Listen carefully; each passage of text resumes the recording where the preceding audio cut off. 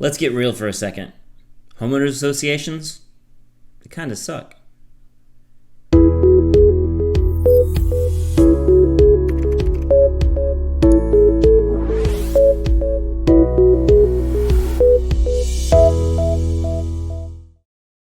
Hey guys, I'm Nicholas Shrouder, one half of the Shrouder Brothers, Berkshire Hathaway Results Realty. And in this episode, we are going to talk about the dreaded HOA, the homeowners associations. Do they suck? Do they really?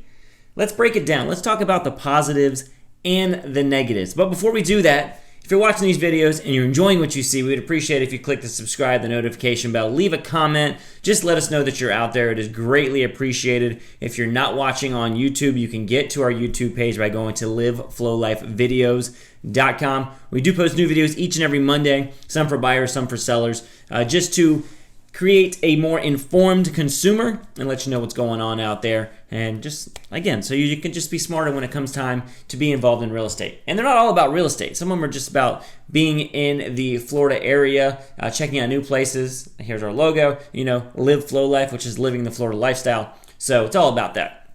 Well, let's jump back into it. So HOAs. A lot of people highly dislike them. And we're going to talk about the negatives first. So let's talk about the negatives of a homeowners association. First off, dues. Now you're paying not just to live in your house, but you're paying to live in a neighborhood. You have your monthly dues. When you get into an HOA community, sometimes there's what's known as a capital contribution, which is kind of like a membership entrance fee. And then, depending on your community, you could have assessments. If you're in a condo or a townhome community, generally on something like that, they would do an assessment to redo the roofs every so many years or to paint the buildings. Or if you're in just a standard single-family home community, maybe the assessments are for the street lamps or for pressure washing the sidewalks or for maintaining the community pool or different things like that. So all of that are dues, or all those are dues that come due from you when you belong to a homeowner association, and that is just something that's not fun. Number 2, property restrictions. Now this one can go on for days, but let's tell the big ones here. So paint colors. You want to paint your house, a certain shade of blue? HOA is not going to allow it. They say you can only be gray, tan, brown, whatever they go with. Improvements. You want to put a fence up. Guess what? Not allowed. Maybe you want to put a chain link fence up. Sorry, only white vinyl fences are allowed. Or maybe only iron stake fences are allowed, whatever it is. If the if the HOA has that rule, then that's what you're going with, or else you are going to pay fines. And leasing and renting. Okay, you want to sell your house for some reason or another, you can't sell it, you want to rent it out. Well, can you rent it out for short periods of time? Does it have to be a long period of time? Does it have to be someone, whenever you find a resident, do they have to be approved by the HOA? So there are definitely leasing and renting restrictions in a lot of HOAs, which is another negative. And that leads right into the last one, or second to last one, rules. You have parking rules. Do you have a logoed vehicle for your business? Can you come in the main gate, or do you have to go in the back gate if you have a gate? Are you allowed to park it on your driveway or along the street, or do you have to park it in the garage out of sight? Trash cans. If your trash comes on Monday, are you allowed to put your can out by the street on Sunday afternoon, or do you have to wait till Sunday evening? And then if it does come Monday, when does it have to be picked back up? Can you keep it outside of your house, maybe on your driveway or on the side of your house? Or do you have to keep it in your garage out of sight? Holiday decor. You want to be festive. The HOA says you can be, but only this much. You can't go crazy. For sale signs, are they allowed when it does come time to sell your home? Do you have to use a certain one? Does whatever real estate company, are they allowed to do that? How are they allowed to advertise? Can they have an open house? All that stuff comes into play. So those are just some of the HOA negatives, not including that one homeowner or that group of homeowners. Some people take being part of the homeowners association just a little bit too serious. And that becomes what they like to do in life, is to patrol the neighborhood. It's their little bit of power, and that person or those people can make your experience living in a community difficult, we shall say. A little bit of a pain.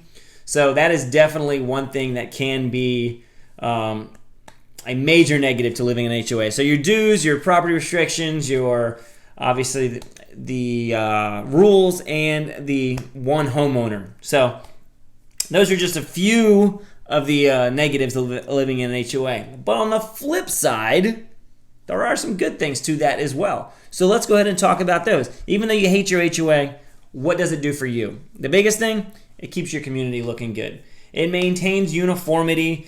That way, whenever it does come time to sell, you don't have to worry that someone's house is vastly different, not maintained, things like that. HOAs are generally going to give you access to some sort of amenities, whether that be maybe a pool area or a playground or a park or just trails, whatever it is, something. Some of them will obviously have certain types of street lights, things like that. Another positive, shared maintenance costs. So again, by keeping your neighborhood nice, when you're able to do it as a group, you're able to do nicer things and maintain them more often. Going to the last negative that we had about that one homeowner, when you have a problem with another homeowner, now you don't necessarily have to deal with them directly. Now you can deal with them through the HOA. The HOA is kind of like a mediator for that. So they're giving you a hard time, you make your dispute to the homeowners association, and that is what you're paying for, is so they can handle that for you. So, and lastly, another good reason for an HOA is you get to meet your neighbors. Not everybody these days comes outside on a regular basis to go and, just chat with the neighbors. But when you're part of an HOA, if you're part of an active HOA, then maybe they do community events. Maybe they do a holiday decorating contest, or maybe they do a event at the community clubhouse or community pool, or just different things like that. It helps to be involved in your community, and having an HOA allows you to get involved within your community, meet your neighbors, and that's always just makes for a better life whenever you know your neighbors. That way you have people watching out for you, and maybe you know who to watch out for in your neighborhood. That's a possibility too, and being part of an HOA, that can also help with that. So just some positives and some negatives. I know HOAs get a very, very bad rap. We deal with a lot of people on the regular basis that we're moving, but we want a neighborhood without an HOA. Neighborhood and HOA are two words that are difficult to separate, because in most cases, especially here in Central Florida, if it's a neighborhood and a neighborhood that has been built within the past, 15 or 20 years, in most cases there is going to be some sort of a homeowners association. How strict it is and how it's not obviously depends from community to community, but it's not always bad to have an HOA. Some are worse than others, of course, but that goes with just about anything. So, again, hopefully that cleared up maybe a few things. Maybe it gave you a few tips. I would love to hear what your comments are as far as additional negatives or additional positives to homeowners association. Maybe you're in one and you absolutely love everything about it. Maybe something that your HOA did actually benefited you greatly. Maybe by your HOA implementing a rule about not having, not being able to work on your car on the street, maybe that helps you to sell your home faster, because now you don't have to worry about a broken down car across the street or down the road, whatever. So again, all those things help you. So please comment below, let us know what you think. Would love to hear what your comments are. Maybe we'll use those in a future episode. The comments edition of the HOA debate. So if you do that, I appreciate it. Again, we do these videos each and every Monday right here on our YouTube page. If you're not on our YouTube page, you get there by going to liveflowlifevideos.com. You can go to our main website by going to liveflowlife.com. Again, every Monday, help you out, buyers, sellers, just general information about living, loving, and selling the Florida lifestyle. So if you have any questions, please reach out. Have a fantastic day, and we'll see you next time.